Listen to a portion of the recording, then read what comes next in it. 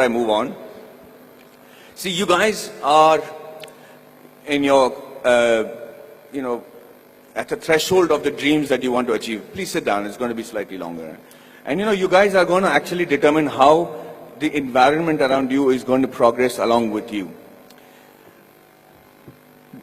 You must know that at no point in your life is something impossible.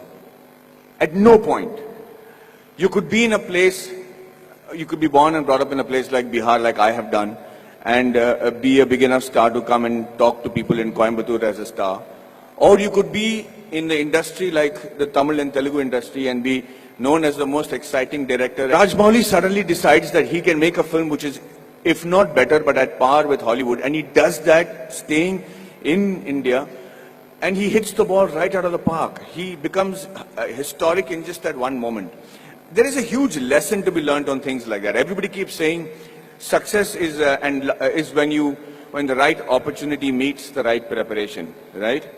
So you can't have the right preparation by being the engineer that you want to be, and you keep looking out for that right opportunity. But what makes the right opportunity and the right preparation come together? When does that synergy happen for you to be prepared for it? Because like they say, if you're prepared but you don't get the opportunity, it's useless. If you have the opportunity, you're not prepared, it's not useless. But they have to meet at a point, right? And that meeting happens because you will it to happen, because you want it so badly to happen. I could be walking down any street, I could be anybody, but why did that one director come and meet me and wanted me to act in that television serial? If you look at every next step in my career, I have never prepared for it. I have never imagined that this could happen. I never imagined that Mani Ratnam will call me. How would Mani Ratnam know about a guy who's doing a television series in Bombay without even seeing one episode of mine? So let's come back to that one point that happens, the synergy that happens between the right opportunity and the right preparation. And that happens when you have what is called situational awareness. So let me tell you a little bit about situational awareness. Situational awareness is when, as in the army, they say you're completely aware of what is happening around you at all times. So, as I was saying, the situational awareness happens when you're completely aware of everything that is going around you at all times. And you should be able to do that. When we are in the army, and if you're walking down the ground, parade ground, anybody who's involved with the defense will know what I'm saying is the truth.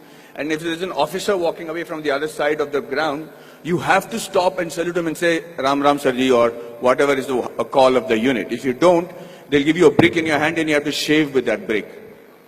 So, thank you, that's awesome. So, the situational awareness is because you should know when the enemy is around you or when there is danger around you. You know how that is taught to you from when you're a child? That's taught to you in the form of good manners, in the form of being courteous. So when you say a good morning, or you're saying a good afternoon, or you're looking around and helping a teacher who's carrying a book and being aware that she needs help, or you're watching around and stepping over a drain and not tripping on yourself, you should know that you're fairly evolved in the art of situational awareness. That's why people insist on teaching children good manners. And anybody who has good manners, it's not just a desire, it's not the desire just to be considered to be a polite guy, but the ability to know when somebody needs to be wished, somebody needs help, somebody is in need of assistance, or somebody has to run away. And that's why you teach your child good manners. And I will tell you today, from the bottom of my heart, I might not be completely worthy of some of the opportunities that I got, but I grabbed it like hell. And I got those opportunities simply because I was a very well-mannered person. I was able to, and with that manner, with the way you walk, with your gait, the kind of words that you use, it's very common to use normal language when you're friends and everything, but most people don't even have a vocabulary. The reason I started those classes in Kolhapur was so that I had my friends who came to me and said, Maddie, we are very good engineers, buddy. We're really good at what we're doing. But the problem is I can't speak in English, I can't speak in Marathi. So when they come from Tatas and Kirloskars for campus selections, I'm not able to communicate to them. They don't even observe a Kolhapuri boy wearing a terracotta pant and a shirt and wearing chappals and don't even consider that he could be a good engineer. So when I said the fault lies with you guys, he says, you have to break the clutter. Nobody's going to come and say, hey, you know what, maybe you're a good engineer, let me give you a shot. You have to be noticed in that very first instant. And for two reasons. One is that either you should know what is a good profession for you. If you're not able to make an impression, then quickly change it. This is not the be-all and end-all. The engineering or whichever subject that you choose to major in when you're in college does not literally have to be your lifelong profession. But give it a shot. At least know if that is a profession that you really want to pursue and excel in, because that's the only way you'll survive, is if you excel in it. If you excel in it to such an extent that you think, sleep, dream, eat, breathe that particular job. And I do that with acting. And I'm telling you, I do not know what else. I would have been a really bad soldier because I think I'm a really good actor. I'm involved completely, 100% of the time. I'm doing research. If I have free time, I'm going to YouTube and finding out what is a different method of acting. I just do that with a passion.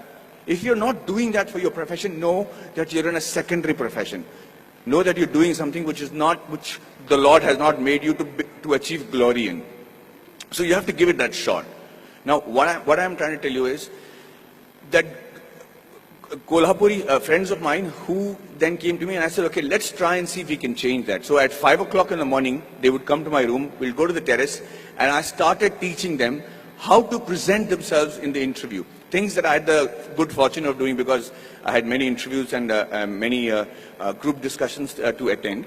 And then I started with basic things on how to shake hands, how to look somebody in the eye and speak. How do you introduce yourself? How do you shake hands with a lady as opposed to a man? How do you speak on a phone? What is dining table etiquettes? What's telephone etiquettes? When do you use a shrimp fork or a salad fork or people might think I don't require that. I'm never going to work on those things. I'm doing my father's business. But you never know. That is the preparation that you make to make that quantum leap in your careers.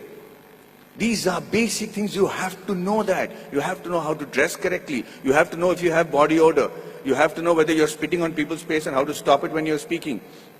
If you don't do these things, ladies and gentlemen, you will be in an average life, doing an average job and living an average life. Having said that, I'm not saying that is wrong. That could be your calling. My father is very happy living that sort of a life because they don't live in extremes. But if you have a passion and if you have a desire to be exceptional, if you have a desire to be seen apart from the crowd, then this is the bare minimum thing you should do. So when these guys went for the interview the next time in Kolhapur, I made it a point to call the Tatas and say, hey, you know what is wrong? Because I am from Jamshedpur, from the Tata Steel town. I knew the officers, I knew the senior gentlemen. I said, sir, you know, these friends of mine are extraordinary engineers. The mere reason why you're not taking them is because they don't know how to present themselves in English.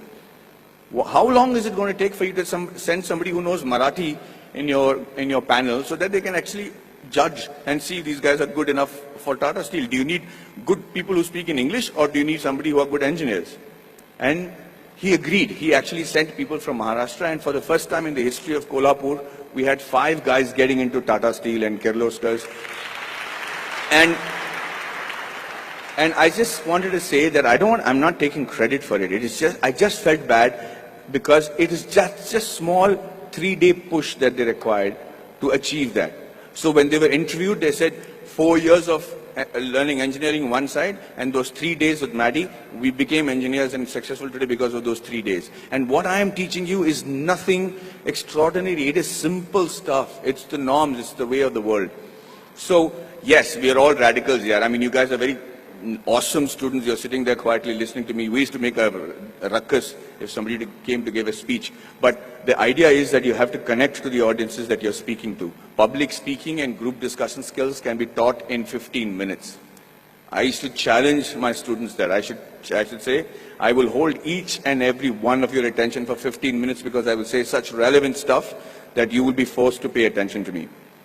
And that's how you make an impression. That's how you break the clutter. That's how you get seen in this world, and that's how you can achieve glory for yourself and this wonderful